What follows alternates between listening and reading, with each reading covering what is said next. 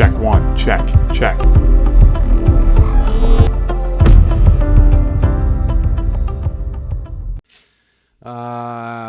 Welcome back. I'm Seckert from Let's Talk About That, and this is G'lenda. And in today's episode, we're going to talk about David Johnston and the Trudeau Foundation and Trudeau, and we're going to get into his duly appointed rapporteur position. So we're getting political when normally we don't, but Right. the show being based on relationships, this is relationships with our country versus our buffoon leader. Buffoon leader, I like that. Right. I didn't invent that. That's in the news. Yeah. So we're going to play some clips that is going to kind of back up the theory of Trust. And trust in your government and you know what, this is pretty self-explanatory. David Johnston being a ski buddy, a neighbor, a family friend. The 28th Governor General. Yes, that was in 2010.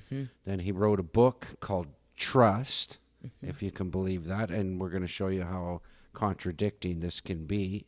Well, and coming to relationships, because we do have an episode on trust, and can trust ever be rebuilt if you've broken that trust? Absolutely not. Okay, it so can't be. Yeah, interesting. And it is an interesting spin on it because he really promotes the fact that he is an authoritarian, if you will, on trust. I believe at one point in time, this video is from 2019, that when he wrote the book, he put the book out prior to that, but he's very contradictory in this. So he's passionate about writing the book on trust and seems to be the all authoritarian on it. Let me finish. Okay. Hang on. And then you'll see how he's the rapporteur of the Trudeau Foundation. How do you say foreign interference and taking money from China and all the dirtiness of that and everything that reeks of, and how that his book on trust doesn't really play into the rapporteur portion of his report. Yeah, it's more do as I say, not as I do, right? Exactly. I can write this lovely book and speak the gospel. Exactly. But I'm going to do things my way. Yeah. Super curious to see what you folks think of this. You folks. See what I should have Peeps. said. Yeah, you peeps. Fans. See what you guys think of this, because you know what? Our country is in a lot of trouble. I would think so. Yeah. And really, there's one person to blame for that, in my opinion, right now. Okay, so let's roll to the clip. Let's roll the clip. Yeah. Here we go. Actually, there's two people to blame now, Okay, isn't there? all right. So here we go. Enjoy the show.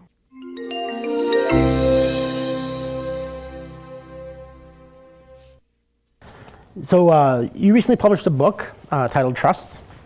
Usually at this point you hold it up and available on Amazon, I'm sure.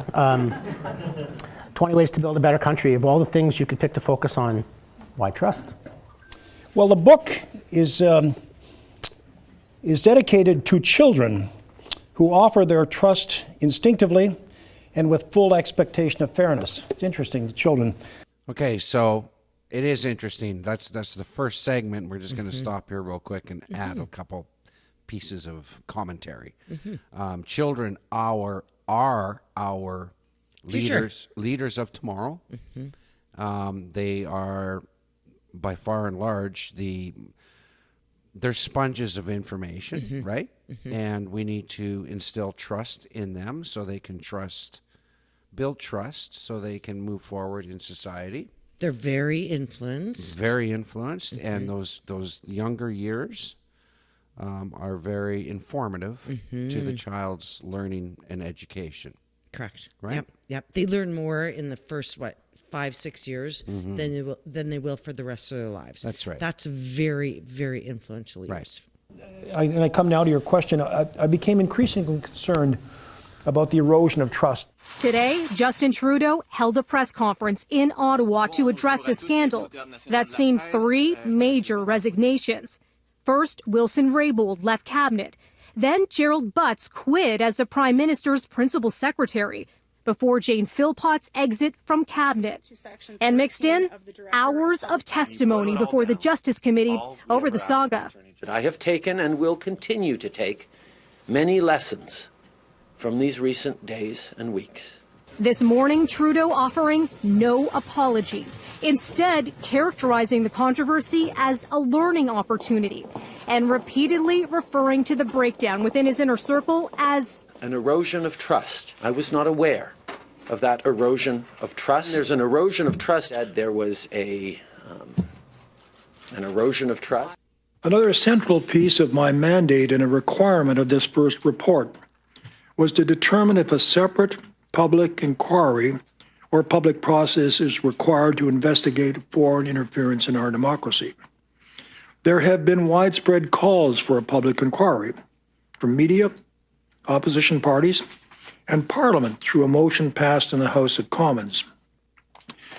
When I began this process, I thought I would come to the same conclusion, that I would recommend a public inquiry. Well, it would have been an easy choice. It would not be the correct one. As David is talking about trust, I'm kind of speechless, actually, just watching that segment.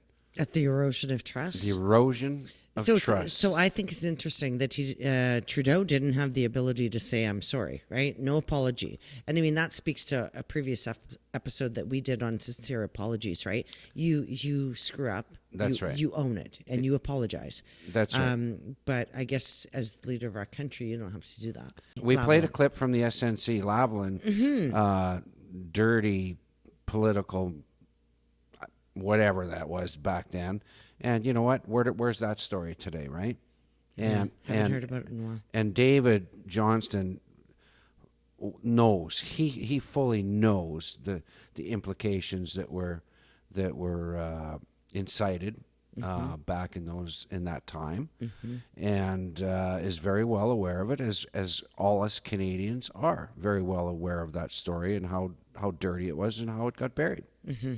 And he talks about trust in his book and about being really transparent, right? Yeah. And what happened there is so contradictory. It makes absolutely no sense. So why would we support his findings in this rapporteur's report that like he said in the video, it's not going to happen, right? We wouldn't. Pardon? We wouldn't support it. No. I don't support it. No. Let's carry on, because this is interesting stuff. It sure is. Particularly now public institutions, but beyond that, and decided that I would write a book which initially began as looking at trust as a social characteristic of countries, the rule of law, their institutions of government, and so on. And then I realized that really sprang from how organizations and communities and neighborhoods worked in a country. And then I realized that sprang from how each of us as individuals become trustworthy people. And so out of it has come 20 characteristics that follow that narrative, beginning with make yourself a trustworthy person. And then the next part of the narrative of the arc is how you build trustworthy organizations like the ones you serve here, Google, or your neighborhood or your community or your church, etc. And then how you build a trustworthy country. An erosion of trust. I was not aware of that erosion of trust. There's an erosion of trust. There was an erosion of trust. So he speaks there of 20 characteristics of trust. And he's backing a liberal government that has no trust.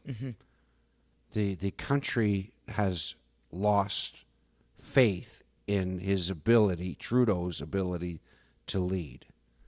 Agreed. Right? Just like a relationship. So if you lose your trust, you're done. You're done. You're done. Yeah. It's impossible to rebuild. And so why does he, I'm just struggling for the word, it just boils my blood.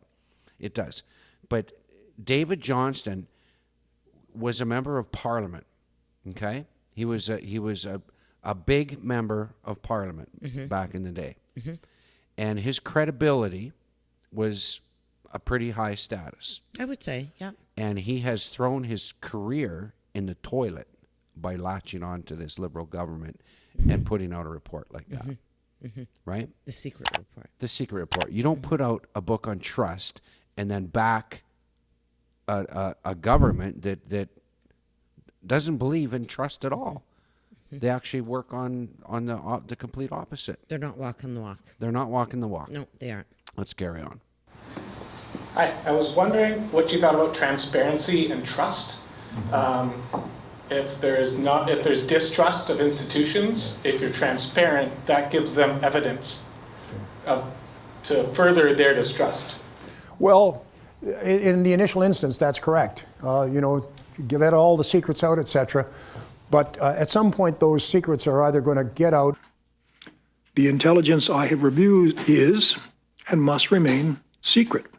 The secrets will get out, but what I'm working on right now Yeah. is secret. Yeah. So eventually this will get out, Right. is what we're assuming. Right. But why does it need to be secret? It doesn't, and we'll see this in the next segment, and I'll talk more to it at that point. But to this segment that we just watched, Mr. Johnston is speaking about, again, the foundations of trust, and then, well, you heard him. It's so contradictory. It's It ridiculous. is, right? Like it's hard to even speak to it because you can't. You know what? If you have a vision impairment and can't see, and have a hearing impairment and can't hear what's going on with this clip, I never bought the book. Thank goodness I didn't, because yeah, there's that, right? I think I could write my own book on that. I think so. Yeah, I think I would. Let's carry on. Or the thing is going to become so distrustful it doesn't work. So to me, the only answer is transparency. And the beauty of transparency is once you've laid the problem out and the errors, then you get on the more difficult task of rebuilding the trust. The intelligence I have reviewed is and must remain secret. Again, Okay, so you're laying the problem out. You need to rebuild the trust, but this is going to remain secret. exactly. How does that work? It doesn't. It doesn't. Yeah. And I know I played that clip again, but because it speaks volumes. It really does. It does. Let's carry on. And transparency, openness, full disclosure were the kind of watchwords. And by and large, that system works pretty well in Canada. But it's based on the notion of trust and transparency. The other thing I would say is where something wrong has gone on, then I think you should be fully transparent in dealing with it. It's not working well in Canada. No, it's Just not. saying. No, I would be curious if Justin Trudeau actually saw that video and went, yeah, maybe I can ask him. Yeah, I don't know. Good point. Good point. All right, carry on. So we have a chapter in the book about apology, the importance of apology. And we begin by saying no book on trust in Canada could be written without speaking of the First Nations situation in the residential schools. And so that chapter is almost entirely devoted to the apology for the residential schools. One of the few places in the book where we quote at length one Prime Minister Harper's apology in the House of Commons in 2011, and Prime Minister Trudeau's further reconciliation statement in 2016, I think. Today, I humbly stand before you to offer a long overdue apology to the former students of the Lockwood School in Cartwright, the Makowik Boarding School, the Nain Boarding School, the St. Anthony Orphanage and Boarding School, and the Yale School in Newfoundland and Labrador, on behalf of the Government of Canada and all Canadians. On a day all about symbolism, Trudeau was seen with his wife on a beach in Tofino. Okay, how does that work? So in 2016, he's so remorseful, giving this sincere apology, and that was That's a right. sincere apology. You From can see, 2016. From 2016, you can see tears in his, and he's Reaching for a tissue. he's visibly upset. Yeah. And so fast track to 2021, first year of National Reconciliation Day. We all celebrate and whatnot, recognize the wrongful doings to Right. to our Aboriginal community. And he doesn't go. Too busy surfing. He doesn't go to the Right. first one. That is crazy. Right. That is just crazy. So the tears, or the one tear that was going down the one cheek there, not saying it wasn't sincere. Let's give him an olive branch, and let's say he was sincere in that delivery. But then you go on vacation on the first annual holiday, or I shouldn't call it a holiday, annual recognition day of reconciliation, kind of negates all of that.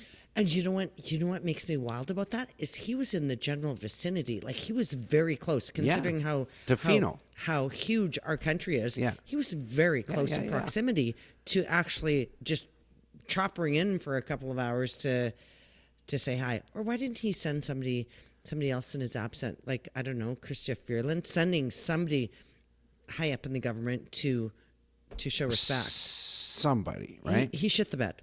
He did. Yeah. And you know what? I kind of lost trust in him. You know? Can you rebuild that? No. No. Let's carry on. And you have to make the apology full, complete, transparent, not carving it up.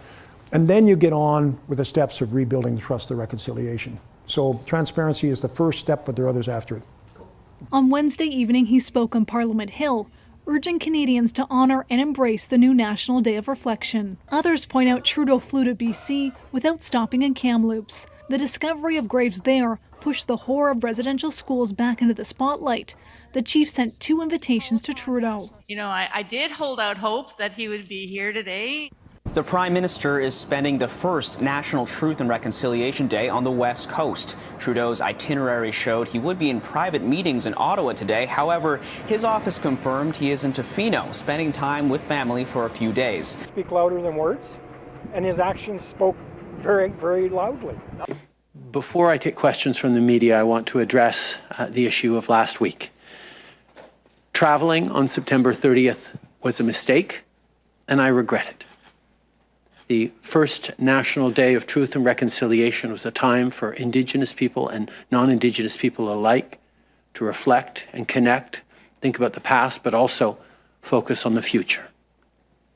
I want to thank Chief Casimir of the Kamloops for the conversation we had over the weekend, in which I apologized for not being there with her and her community for this important day. And I committed to going to visit the Te Kamloops Te Swekmuk community in the coming weeks. There's a lot of work for us all to do, and I'm committed to doing it. Merci. Je suis heureux de prendre vos questions. This is an important moment for Canada and for Canadians to reflect not just on the past, but on the present.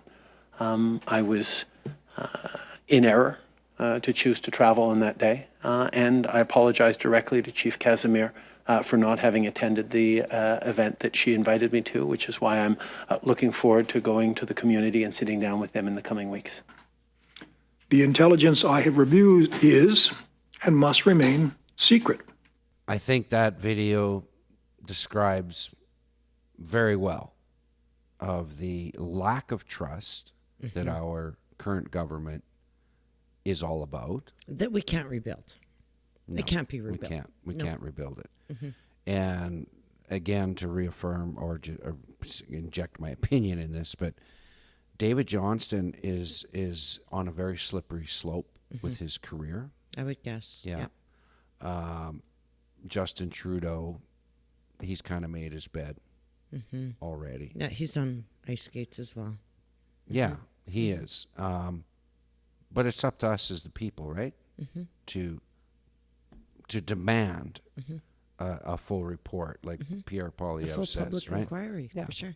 Yeah, and there is no. I need to add this part to it. So, he makes mention in the full interview that he does, or full report that he does, he makes mention about national security concerns, that the public actually can't see these national security secrets or documents or what have you. but my question is, what secrets do we have as a nation? We have a failing military vehicles that are so old, Very antiquated. Yeah. right? And we're always one of the last people to join an effort in a war effort, you know, because we don't have anything to offer. I mean, what are they afraid of? Our maple syrup recipe that can't get out? Okay, come on. We love our maple syrup. Wow. Like, that's a secret. That's a secret. Well, it is. We're a not sharing secret. that recipe. Yeah. My point is, what secrets do we have other than SNC? Right? The We Foundation. The We Foundation, the Trudeau Foundation. Okay. You know what? We could probably make a list of 20 reasons not to trust. What would motivate a guy of David Johnston with his resume and his stature? What would motivate a guy like that to get in bed with Trudeau? What would motivate that? Would it be money? It might be money, right? Yeah, I think so. Or maple syrup. Yeah. But you know what? The truth will come out. Always does. Always does. Always does. Please comment below and let us know what your thoughts are on this, because you know what? We're living in a pretty crazy time right now. It is so crazy. Yeah. And share, subscribe to our channel. Yeah. Yeah. This was a big one. It kind of was, yeah. Anyways, I'm Seckert for Let's Talk About That, and this is my partner in crime. I'm G'lenda. Make sure to live your best life. And remember, somebody always needs a ride, even somebody like Justin Trudeau or David Johnston. Over and out. Over and out. Talk to you later.